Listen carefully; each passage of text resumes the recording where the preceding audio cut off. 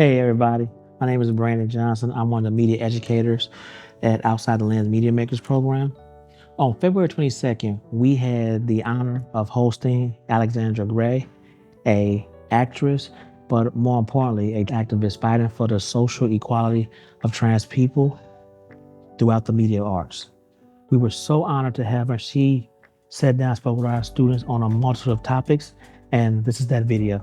Peace.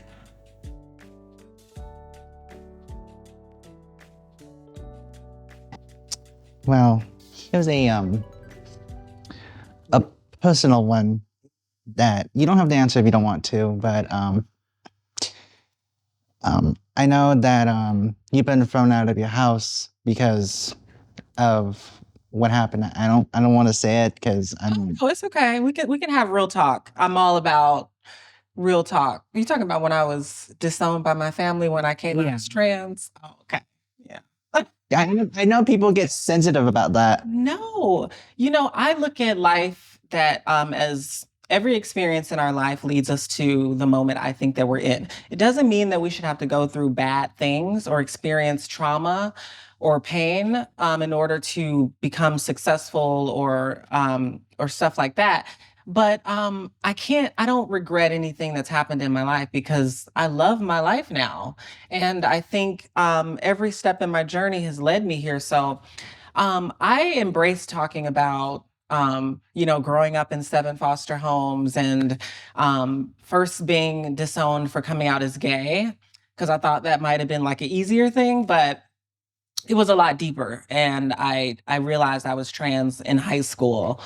And, that didn't really go over well with my family. Yeah, it started with, you're not invited to birthdays, Christmases, and then you can't come to church anymore. You can't sing in the choir. And then it just turned into sort of being isolated from that side of my family. And, it's been 13 years and not one single phone call. So, but I've never been happier, because I think that chosen family is important and being around people that love you and support you. I mean, my sister's here and the stories that like we can't really talk about our past because we'll end up crying about it, we'll end up laughing about it. But it was hard, but there's a lot of people going through things. It doesn't mean that the things that I went through aren't valid. It just means that you take the life that you're dealt and you try to make the best of it. So, And what was it like living out of the streets when you got thrown out? well, we're from Chicago, so it's cold. Yeah, I was like house hopping at 18, 17, 18, I believe, in Chicago, and it was cold. And then someone was like, "Oh, you should like go to LA and be an actress." 'Cause they were like, "You're really funny." And I had never heard of like an actress because when you grow up in the hood, you don't really know about these things. You don't know about media, you don't know about entertainment. So I pretty much just packed up my one suitcase and came to LA and lived in a shelter for 3 months. And then I would say, off and on in a shelter in a group home and homeless for 2 years when I first moved here, which was 13 years ago. And but during that time, I went to college and studied drama, and I was doing background work on set. So I was like always determined to like prove all those people wrong, prove my family wrong, that I didn't need them. And then I realized that I didn't need to do that. I was just doing it because I loved working in this business. So And what made you inspired to do the acting, writing, and the singing, and all that kind of stuff? Like, how did it first started? well, I think I've always had a passion, right? I remember being in 8th grade, and I was the only male at the time that wanted to do the musical Once on This Island. And it was like a time when people thought boys doing theater and arts was like, you're just gay, like it's not a cool thing. And I remember that early that I was so passionate about doing it, and I did it. I think that's where it started. Then in high school, I did show choir and I was really shy because I was still hiding my identity. And then I think when I got to LA and I was just transitioned, it was like starting over like a whole new person. So I had this confidence and this newfound like love for myself to where I just thought the sky was the limit. I think there was a shift that happened because at first I just wanted to be famous. I just wanted to like go on red carpets and be like, oh, I'm a superstar. And when I started working on TV, I would get messages from other trans kids all around the country who were dealing with suicidal issues and mental health issues. And they were telling me how inspired they were by, oh, I hate talking about this, about seeing me on TV. And so that kind of is the thing that really like changed my perspective. And I was like, oh, maybe this is my purpose. Like, maybe I'm supposed to, yeah. So yeah. Mm-hmm.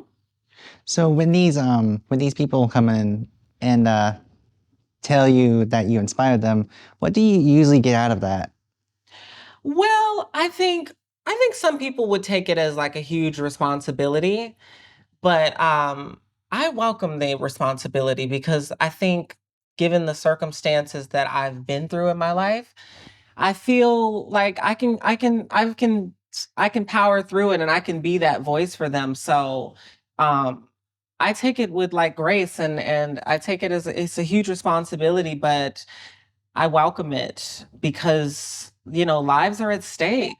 The average life expectancy for Black trans women like me, that look like me, that talk like me, is 35. So that's really, really sad. And I think media has the power to shift the way people look at individuals like myself and people of all backgrounds. I think that's why representation is important, and I'm doing like all I can to make sure that I represent my community and people all around the world get to know who we really are. Well, let me tell you this.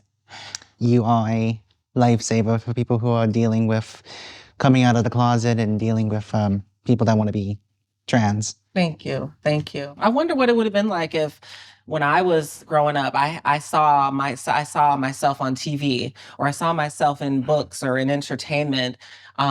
Maybe I wouldn't have wanted to take my own life at 16 years old, So I think that's the importance of really, really just representing all of us and making space.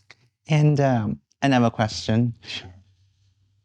What was your favorite role doing show business? Like a character or anything, whatever comes to your mind. I will say, okay, I have two. So Empire, I don't know if you guys have watched that show, Empire. It's like a music show. And yeah, very good. Okay. A little bit. Oh, good. My dad watches it. Yeah. Oh, good. Well, I came at the end of the show, but it was one of my favorite shows. And I dreamed of like always being on there. And so when I got the call and I was able to do it, it was so much fun because I'm also a singer. And so I like singing. Well, you do have a beautiful voice. Well, thank you. But I got to sing and it was really cool because the show shoots in Chicago where I'm from. So it was so nice to like be back home where it all started, where I experienced so much trauma and so much pain. And here I am now going back to live my dreams.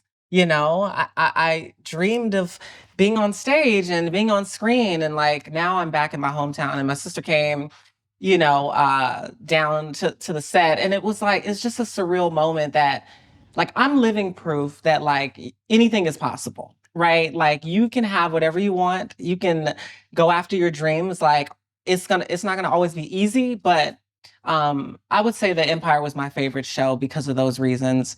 And then MacGyver, because I got to play just a character, right? For 5 episodes, we didn't talk about my transness. We didn't talk about, my family or any trauma. Like I got to be an electrical engineer with 5 master's degrees on primetime TV, helping people crack codes and solve murders. Like it was so cool. And so I'm still fighting because I want to do that more and more.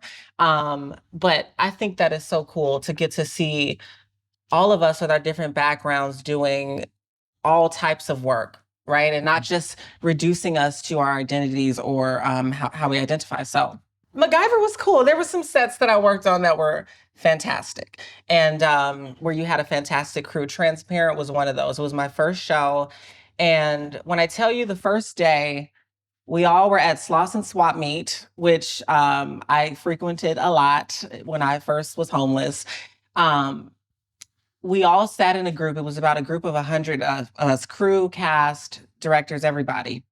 And we would put a box in the middle of the set, and anybody could come up and share what they were going through or how they were feeling on that day. And I remember that was my first day. I was scared. I had never been on a set where I was going to be the star for the day. And I just remember like feeling really loved and safe and protected. And I think that's important for us all to know that the spaces and environments that we're in are safe and that we can be who we are and we're not going to be judged. And so that really set the precedence for like what I expect going forward when I work on projects. Yeah. So can you tell us about like, well, not tell, can you give us like encouragement and advice for people who want to get into soul business? Listen, as challenging as it is at times, and it is very challenging, there's nothing else I'd rather do. You know, I don't want to go wash dishes. I don't want to be a nurse. I don't want to do anything else but tell stories, be a storyteller. And the advice that I would give is that there really is no roadmap, right? There's no blueprint. There's no, you get an agent and everything happens for you. I say that you can start today. If you have an idea and you want to be a writer, then just write it. If you want to be a singer, get on TikTok and just record yourself in the bathroom singing, because it might just go viral. And Brandon knows a lot about this. He knows a lot about social media, so he can tell you, he'll fill you in on all the details. But I just say there's no roadmap. And I think connections are important. Getting out and meeting folks and staying in touch with them, because I do believe that there are people out there that want to support us and that want our dreams to come true. So I just say, if you have a dream and an idea, just do it. And don't be afraid to ask for what you want. I literally ask for everything that I want. And sometimes I get it and most times I don't, but that's okay, because you just go around the back door if the front door isn't open. So that would be my advice. Well, interesting. And another thing that's been on my mind. Yes. What, since the COVID happened in 2020, how did you deal with that being as an actress in the COVID times? COVID. Well, I know COVID was a really, really terrible thing. I lost a lot of friends during COVID, a lot of friends that were like under the age of 40. So it was a really, really terrible thing. And the one positive I guess I can say happened was I decided to make a lifestyle change. I used to look a lot different, so you probably don't recognize me if y'all watch The Real.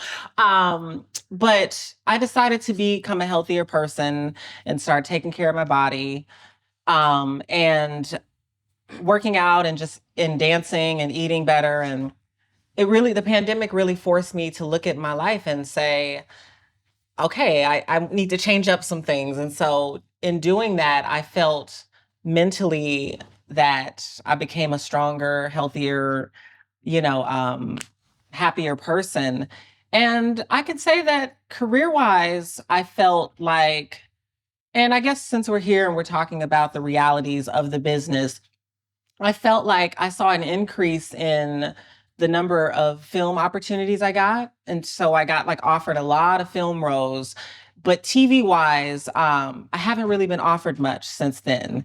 And I think that is because Hollywood, for one, they're not interested in most of our stories. They're just not, which is why it's important for us to create our own content and to create the stories that we want to tell. And so that's kind of the thing that I noticed from the pandemic.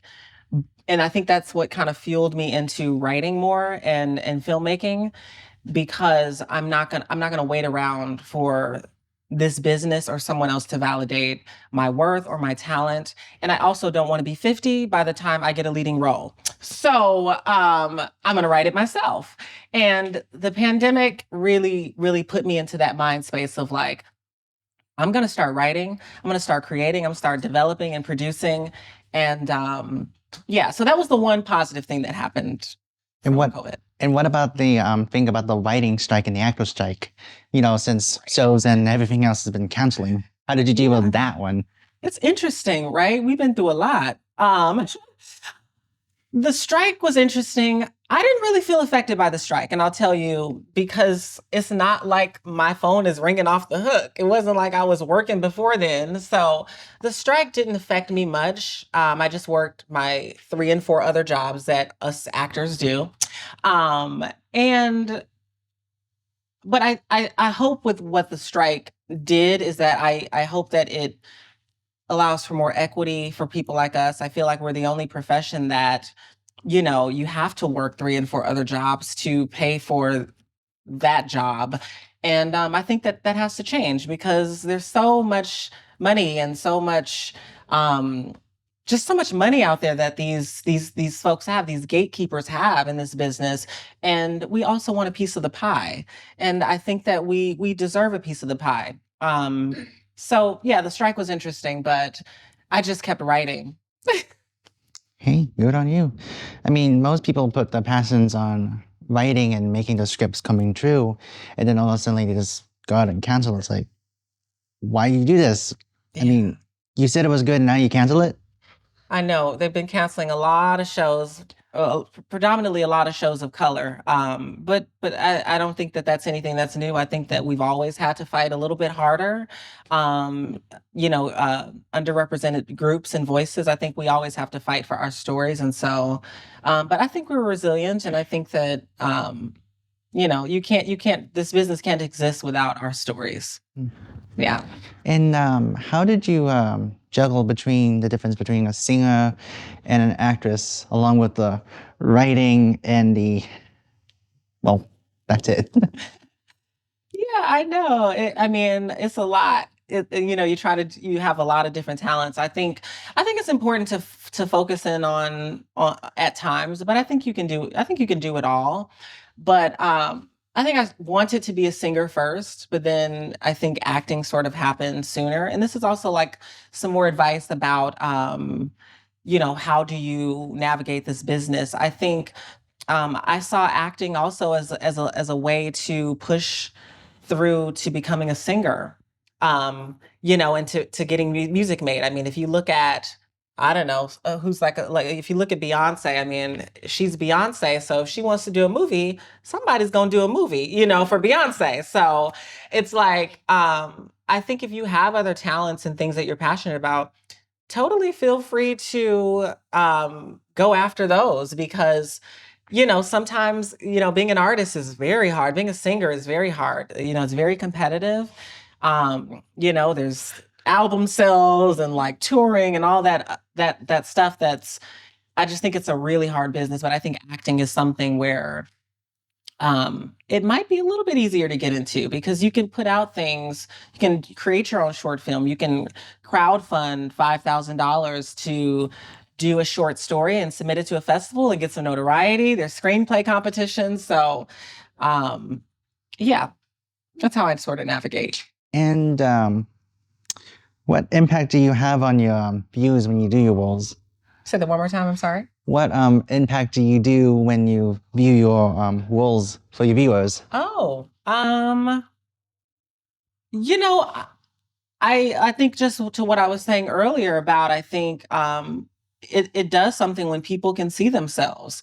You know, a lot of people ask me what type of shows I watch. You know, they're like, do you watch, you know, Billions or Succession?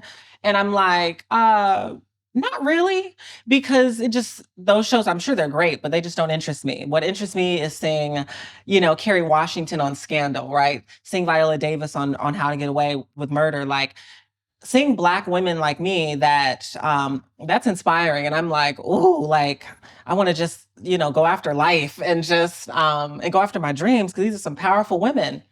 That doesn't mean I don't watch other things, but I think people connect to their how they identify. And so I think that's important to see, to see yourself reflected. And so I think those would be the impact of my roles, is if trans people are out there and they see me playing a doctor or a lawyer, or a mother or a wife. And what about the characters that you play on TV? How does that transition to that? A lot of my storylines have been stereotypical, right? Having prostate cancer on 2 different medical shows, like, playing the prostitute or the hooker or the junkie. I played a murderer 3 times on primetime television. I mean, is there anything else that we all can portray? I think so. So in the way that I think we should tell all types of stories, I think it's equally as important to tell the stories that are positive, right? That show us being desired and being loved and being happy and not being traumatized. So I hope that at least we're doing some good. Yeah. And I know you're starting a company recently. So tell us about the company that you just started. Where you get all this information from? No, I'm just kidding. So Bishop Street is my production company. And the name comes from, I grew up on Bishop Street. That was my first foster home. And when I was just thinking of a name, I really wanted something that was that had some meaning to me. And even though I experienced a lot of trauma in that house, on that street, I think a lot of things there shaped me into who I am today. And it taught me to be strong and a fighter. A lot of the music I listened to in that house. And so Bishop Street is my production company, I guess my first production company. And I'm developing a couple projects. I'm developing a television project right now with a company at ABC and Hulu. And I'm working on my first feature film, which is independent romantic drama about a trans woman falling in love. And I am currently in pre-production on that project. So, yeah. And what are your goals on that? Like for the company? Yeah, well, I think my goals is to like I always say, is to tell the stories that are never told. Right? All of my stories will always have some sort of diversity in it, whether that's trans, whether that's all types of stories that we don't see all the time. So I think that's what I want to do with the company. And actually, I have a project that's probably going to come out this year, so you all will have to go see it. And it's called Regarding Us, and it'll be the first feature film that'll be produced from my company, actually. And I actually star in that too. And it's a great intimate portrait of a Catholic teacher who's trans, and she gets fired for being trans. And we kind of go on a journey of her meeting these sort of people around New York City.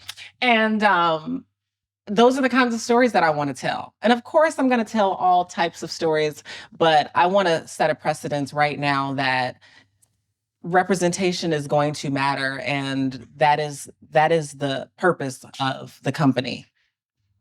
And what did you learn from doing all this? Like, what did you learn from your own company? Well, I guess I'm learning to be independent. I'm learning that this is show business. So you have to pay an equal amount of attention to the business part, because the business is ruthless. And you also need resources. You need money. People tell you to do it on your own. Don't wait, do it yourself. But you also need money. And you need support. And so that's been a thing, figuring out how to do that. I've experienced a lot of redirection so far, but it's expected given the subject matter. And like I said, people, they almost don't want our stories. And so it's a fight, but I'm learning to just persevere and to go back to the drawing board. If it doesn't work out, go back to the drawing board. There's always another way to figure it out. And so I'm learning quite a lot about business, and I'm gonna be a boss. I want to be one of the gatekeepers so that I can bring us all up.